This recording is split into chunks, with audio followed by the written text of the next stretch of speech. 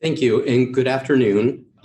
Appreciate your continued flexibility as we continue to adjust our schedule of live briefings.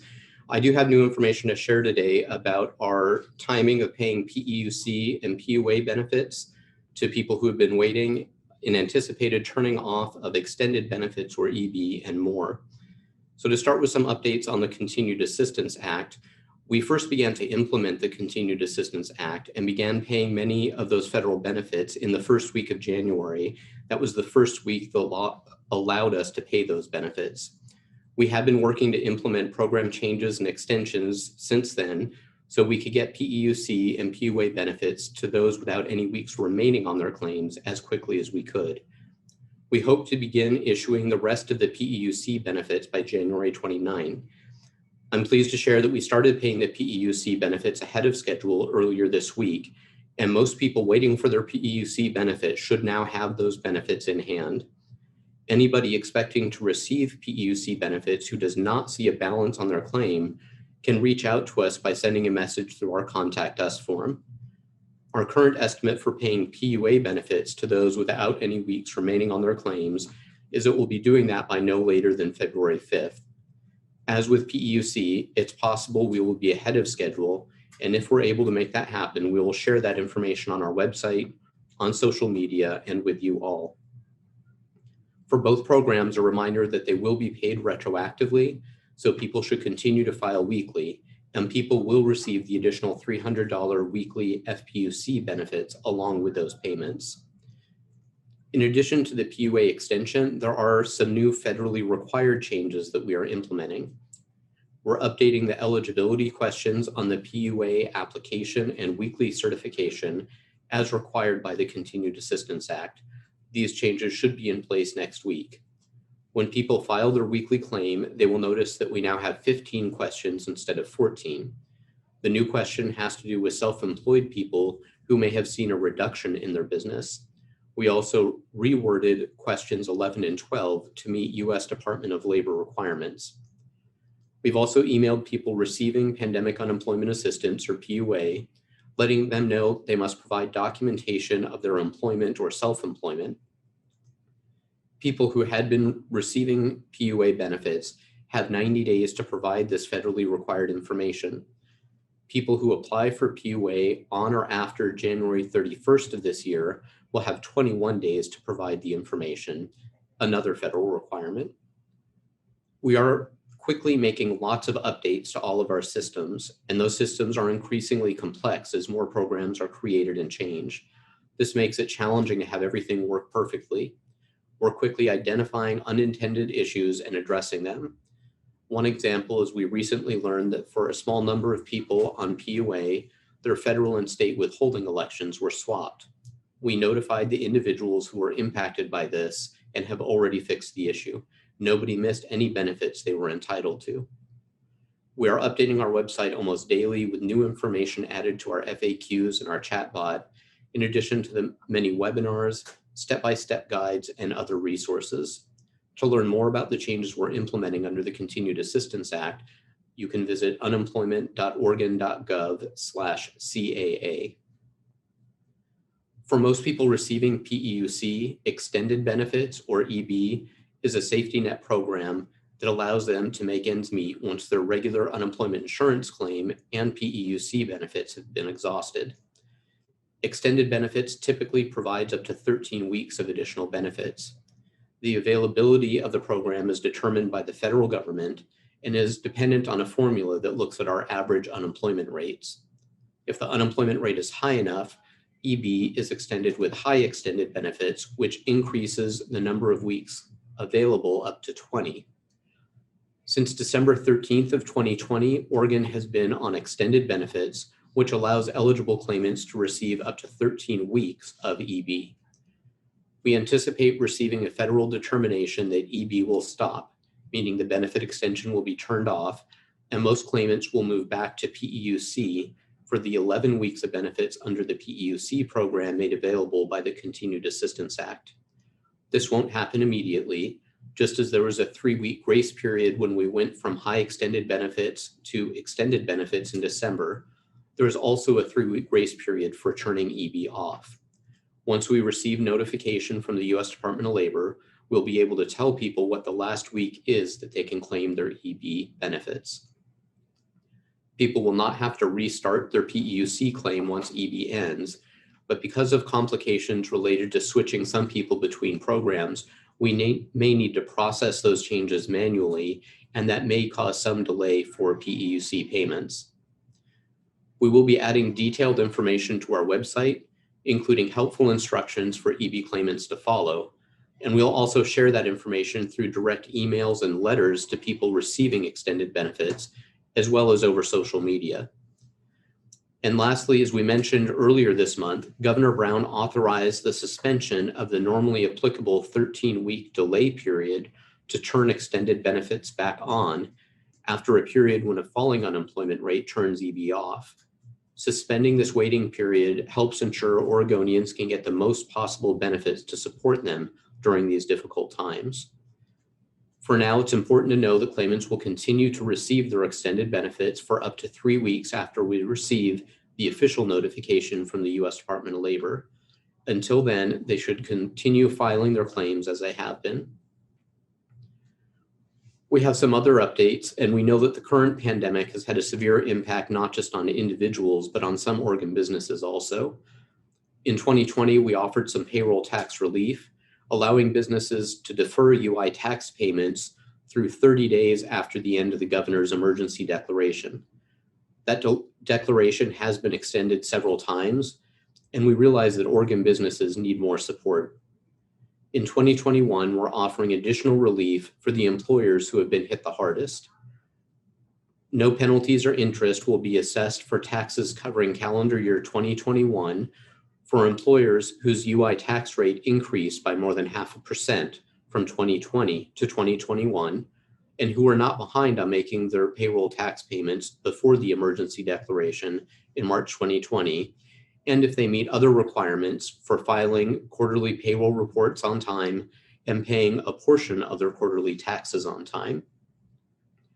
Additional information about UI payroll taxes and 2021 unemployment insurance payroll tax relief is available at our website, unemployment.oregon.gov/payroll taxes, or you can search at that website on unemployment.oregon.gov for taxes. We're beginning to mail Form 1099-G out to people who received benefits during 2020. These forms are being sent to addresses on file as of January 12th, and all the forms should be in the mail by January 31st. If anybody who received benefits in 2020 has moved but did not update their address in the online claim system, they will be able to access their 1099-G form by logging into the online claim system. If somebody receives this form in the mail but did not apply for benefits during 2020, we're advising them to report the potential fraud by calling 1-877-668-3204 or by submitting a message through our fraud reporting form accessible through our website. We are actively every day working very hard to prevent and stop fraud where we can. We're tracking and following up on reports we receive from Oregonians who believe fraud has occurred, and that's one of the many tools that we use in this fight. We're not going to share information about fraudulent activity, including what we're doing to prevent it. Doing so would inform those who are committing the fraud. Criminals are watching, reading, and listening for clues about whether or not we are aware of their activities. Even sharing estimated amounts about fraudulent benefits paid or recovered helps inform fraudsters about whether or not their schemes are working and where to put their energy. We're not going to help criminals refine their craft. We're accountable to protect the public trust fund dollars. And while we truly value transparency and sharing how we are working to help Oregonians, we will not share information that puts the trust fund money at risk. That's money that employers have trusted us with to provide to Oregonians in need. We don't want anyone to steal from those who need and deserve those crucial benefits, nor from the employers who fund those benefits. Our next unemployment insurance webinar is scheduled for this Thursday, January 28th. It will be a Spanish language webinar on the Continued Assistance Act, and registration is available at unemployment.oregon.gov/webinars. You can also register now for our first webinar for February, where we will share the latest information we've received on the Continued Assistance Act, and hopefully we'll be able to provide some updates on the Mixed Earner Unemployment Compensation, or MEUC program. That webinar is scheduled for 1 o'clock in the afternoon on Thursday, February 11th, and simultaneous interpretation will be available in Mandarin, Russian, Vietnamese, and Spanish. You can register for our upcoming webinars and watch a recording of prior ones by visiting unemployment.oregon.gov/webinars. To update the numbers, between March 15th of 2020 and January 23rd of 2021, the Employment Department has paid out $7.1 billion in benefits. Last week alone, we paid out about $152 million to about 172,000 people. That averages out to over $21.5 million per day going out to help support Oregonians. We continue to see a high level of people seeking assistance. The initial number of new regular unemployment claims from March 15th of last year through January 23rd of this year is over 637,000. If we go back to the same time period but 1 year earlier, that was about 121,000. On the Pandemic Unemployment Assistance Program, we've paid out about $557 million to over 96,000 people. And again, we continue to see strong participation in the WorkShare program with over 1,700 employers representing over 67,000 workers participating in WorkShare. In a very short period of time, our employees have been able to make sure that most Oregonians are receiving the benefits available under the Continued Assistance Act. I want to thank them for diligently working to make this happen and for embracing the changes in how business is done. This has been a difficult task for them, and they really have stepped up. We look forward to continuing our dialogue with legislators to ensure we're providing them with the information they need. And with that, I'm happy to try to answer any questions that you may have. Okay, I'm going to be opening the lines to members of the media to ask questions. You'll have one question, one follow-up. If you're joining us by phone, make sure to hit *6 to unmute yourself. First, I will hand it over to Lindsay Nadrich with COIN. Hey, David. I am hearing from a couple people who say it's still just as hard to get a hold of you guys now as it was in the beginning of the pandemic. I just tried to call both numbers myself and couldn't get through. Is there any hope of that improving, or I mean, why is it still so difficult to even get through to get some information? So it is still too difficult for people to contact us by phone, and that's one of the most challenging things for us to fix. It is better now than it was at the start of the pandemic, but for each person who's having difficulty getting through, we know that that isn't any consolation. We saw a spike, a very significant one, in the number of people calling us through December, particularly as we saw the CARES Act benefits end. And although we were doing our best to provide updates through you on our website, through social media about the new programs, we've been getting a huge number of calls with people just anxious to know what's going on with their claim under the new programs, even some of the programs that we hadn't yet received guidance on. So we do expect that that will improve somewhat. Now that we have most of those programs going, we were getting a lot of calls for people wanting to know what was going on with their claim for PEUC or PUA. So now that we're nearing the end of getting all of those programs paying out, we think that we'll see a reduction in the number of calls coming in. We continue to do additional training also so that more of our employees are able to answer more of the complex questions that we're getting. And that is another issue that's been a barrier for us being able to keep the response times to where we want them to be. So we do see that improving in the near future, but it will take some time before we get to our target service levels, which is where the vast majority of people can get through waiting for no more than 5 minutes. And with the record number of people still reaching out to us, it will still take some time to get there. And I apologize if you addressed this, my audio cut out on the call when you were talking for a minute, but did you talk about the number of people still in adjudication and where that's at? I know outside of focus adjudication, there were still claims waiting, and I just had somebody ask me about the hearing process, if they need to appeal and how that works, because they haven't been able to get through. They submitted for a hearing but haven't heard back. So I don't know if you addressed that at all. I didn't. So we always will have people that need to have their claims adjudicated. And with the huge number of people filing benefits, it will always be a large number. It's a much smaller number now than it was, and we're going through them more quickly than we ever have. So we're under 10,000 claims total that need to be adjudicated that we know of. And as we're looking hard to discover issues as quickly as possible, we're still able to maintain that level. So the amount of time people have to wait is going down. It is not yet where we need it to be, but we're getting closer. In terms of the hearings, people can request hearings. They can submit a hearing request form through the web portal. And as soon as we get those, we review them. Those get sent over to the Office of Administrative Hearings, which independently conducts those hearings. And they have been pretty good at getting those resolved within good timelines. We know that for the people waiting, it still is never quick enough. They need a resolution as quickly as they can get it. But they can request the hearings. We're sending those over, and the Office of Administrative Hearings has also been preparing for the increased number of hearings they know is likely as more and more decisions are issued.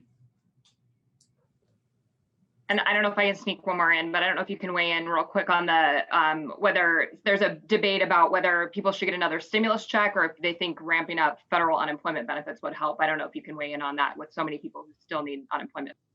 Well, that's something maybe we can come back to after the other folks have had a chance to ask their questions. Sure, no problem.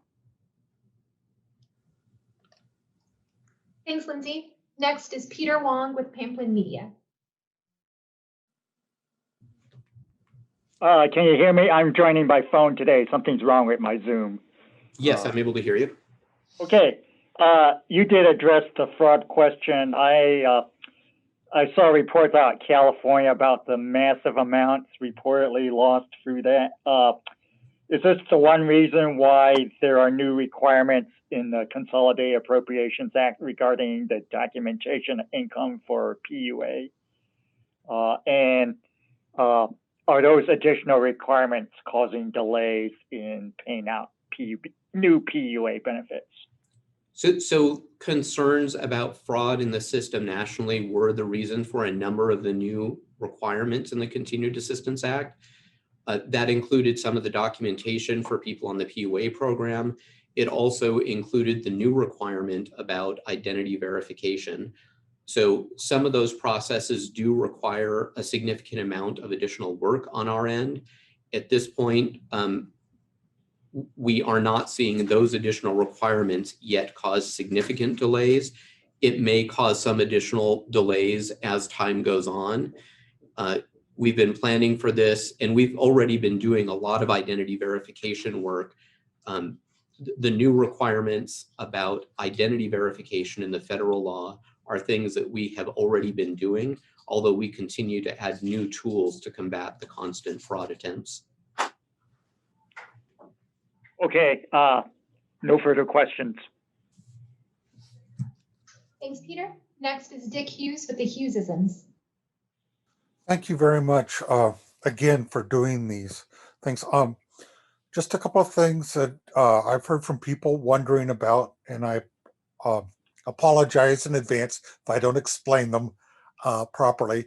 The first thing is going back to what you were saying about PUA, I think it is, that people need to provide certification of eligibility.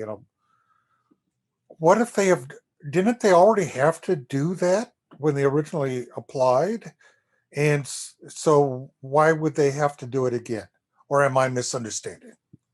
So it's a good question. When the federal PUA program was first created, it had some very specific things that states were required to get from people.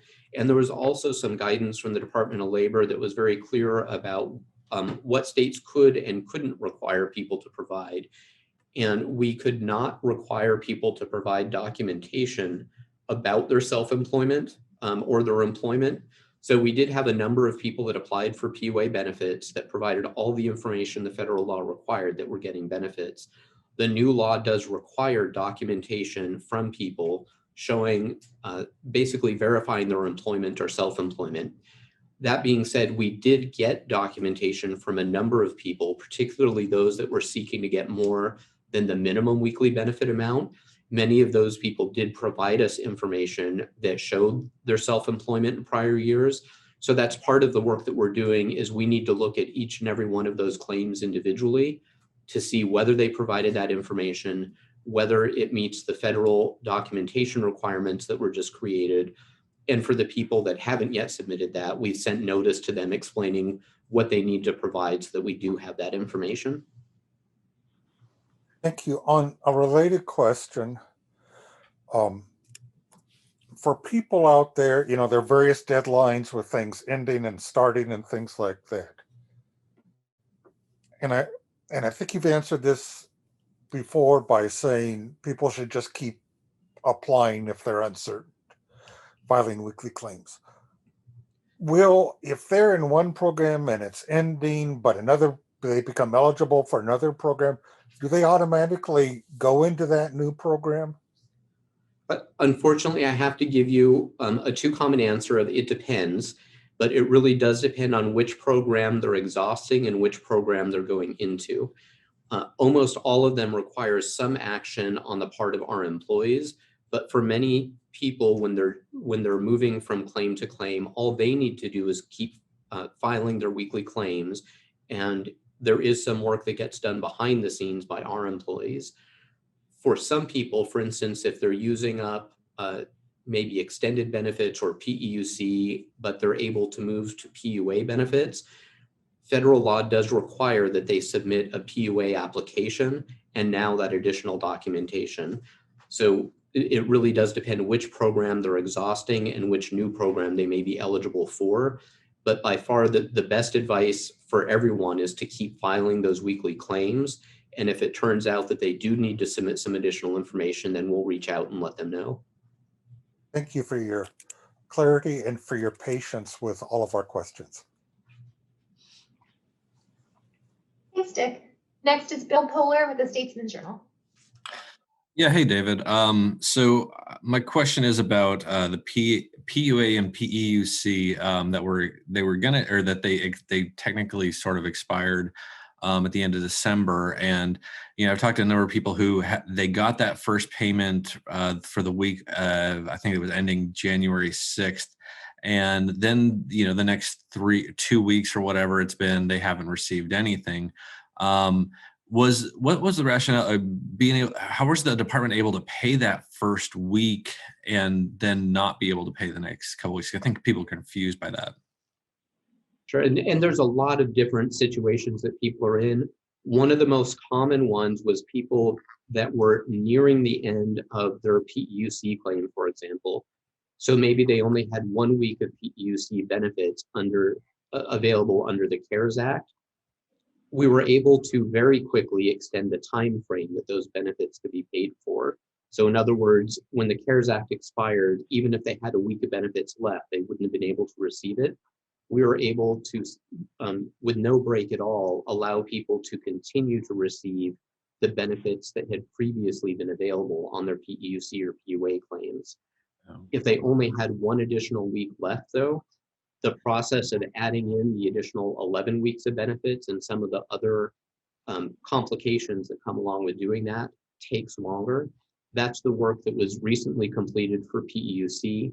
There are still some claims that, particularly where people have moved from one benefit program to another during the course of the pandemic, where it requires some of our employees to do behind the scenes work to make sure that all those benefits are available. That's a pretty small number, and those are being actively worked on right now. But the big issue was the difference between allowing people to continue to claim the remaining weeks that they had under the CARES Act version, and then adding in the additional weeks of benefits that became available under the Continued Assistance Act.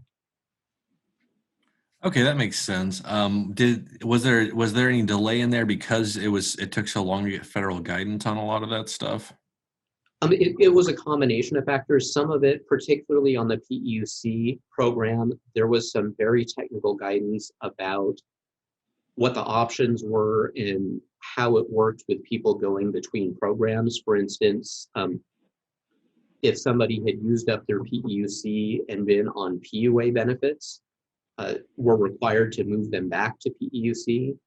But someone who had used up PEUC and was on the extended benefits program were required to have them continue on extended benefits until those are no longer available. So there were a lot of different, very technical changes that we had to get guidance on, and then to do the coding and testing to make sure that it worked as intended. Okay, great. Thanks, David. Thanks, Bill. Next is Mike Rogaway with the Oregonian. Hey, David. Where are we on vendor selection? What's the latest on that? So we have issued the notice of intent and did not receive a protest to it. So Fast Enterprises is the vendor for modernization that we are currently in active negotiations with, working towards getting a contract to implement modernized UI systems. Okay, and is there any guidance you can give us on when you'll have that contract? I don't have a definite date. These are very large dollar value contracts. There's a lot of provisions, and we want to make sure that we're getting the right product for Oregonians and that we have all the right contractual protections that are in there. So the Department of Administrative Services and the Department of Justice are working with us, and we're making sure that we have that. It does take time to negotiate a good, solid contract that covers such an important project. So it will still be likely several weeks as we go through that negotiation process. I don't have a very definite date. Several weeks is helpful. Thank you. Thanks, Mike. Next, we have Keaton Thomas with K2. Hey, David. Thanks for taking the call. I wanted to revisit fraud. I understand why you are not going to share some of this information, just in terms of dollar amounts and whatnot. But we've heard that from California and with their $11 billion figure from this week, and we've heard it from Washington. Can you tell me why Oregon won't share some of this information while some of its nearby states will? Sure, and I can't speak for the other states about what their thought processes have been. We share information about fraud schemes closely with other states. The reason that we're not sharing that information is that we have seen ourselves and we have heard from other states that when information is shared publicly, the people that are committing these crimes adjust their behavior. So any information that we give that sheds any light on the types of things that we have identified, the volume that we have identified, it gives them clues as to what we're aware of and what we're not aware of. And with there being so much money at risk in the trust fund, we're not willing to add to that risk and endanger the public money. And then my follow-up is related. Can you even share the level of which Oregon is seeing some of that fraud when compared to states like California and Washington? I can give some general information that will again be intentionally very vague. We are seeing large amounts of fraud attempts in Oregon, and there absolutely has been some fraudulent benefits that have been obtained, and we work to identify those, to stop them, and with law enforcement at all levels to go after the criminals who are doing this. The scale of benefits that have been paid out from Oregon that have been fraudulent is not the same scale as you're seeing in those media reports about California and Washington, for example. So it is a very real, very serious threat, but there have not been losses on the same scale in Oregon as in California. Thank you. I mean, that context is even helpful. So thanks. Thanks, Keaton. Next, we have Angelina Dixon with KVAL. Hi, David. So we have more and more school districts around Oregon talking about and planning for kids to go back to school. Overall, how is that going to look for unemployment? It really, we know that it will cause some additional workload for us because there will be some people where that will be a factor as to whether they're able to go back to work or not. It really is very individualized. For some people, it probably will mean that they are more able to go back to work, because we have seen a lot of people who the main reason they couldn't be at work was because they needed to be at home with their children while the schooling was being done virtually. For other people, it may mean that they're less able to work, and those are issues that we need to look at. For now, we do still have our eligibility rules that were put in place very early in the pandemic that offer as much flexibility as possible. We are looking, as hopefully the pandemic situation starts to ease, businesses open up and people are able to return to a more normal life. As that happens, our eligibility rules, the temporary versions, will go back to the more normal state where people are required to be available for work in order to get the benefits. But for now, during the pandemic, we're certainly factoring in the types of situations that we just don't have in normal times. All right, thank you. Thanks, Angelina. Those are all of the RSVPs that we have for today. So if Lindsay is still on, I want to see if we want to revisit her additional follow-up question. Yeah, that would be great. Thank you. Just wondering if you had any thoughts or could weigh in, because there's some debate about whether it would be more impactful to give people a stimulus check or maybe add to federal unemployment benefits to help people. So many people are still struggling. Sure, and part of that is our policy decisions kind of well outside the realm of what we normally deal with. Can verify what you're saying, which is that there are still a huge number of people that are in need. The unemployment insurance benefits program over time has been shown to be very effective in terms of helping individuals and families and in putting money back into local economies.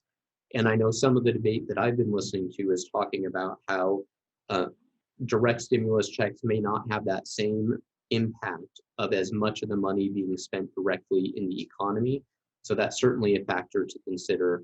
When we look at the impact in Oregon, for example, we talk about the $7.1 billion in benefits that's been paid out, and most of that gets respent in local communities, which helps support those businesses and kind of mitigate the impact of the recession. We do know that regardless of how it goes, we're looking at a likelihood of there being some further legislation, whether it's increasing the amount of FPUC benefits or some other changes, extensions in time of some of the programs. We just really hope that we get as much detail as possible about any of those changes as soon as possible, so that we can hopefully implement them as quickly for the next round of federal legislation as we've been able to do with the Continued Assistance Act.